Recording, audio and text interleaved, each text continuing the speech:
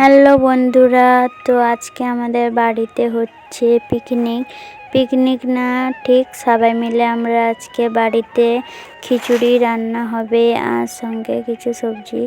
তো এটা সরস্বতী পুজোর জন্যই আমাদের প্রত্যেক বছর বাড়িতে সবাই এক জায়গায় একদিন রান্না করে খায়। তো সরস্বতী পুজোর দিন তো হয়নি, তো আজকে বিসর্জন মায়ের, তো সেদিনই সবাই মিলে বাড়িতে এক জায়গায় রান্না বান্না করে খাবো।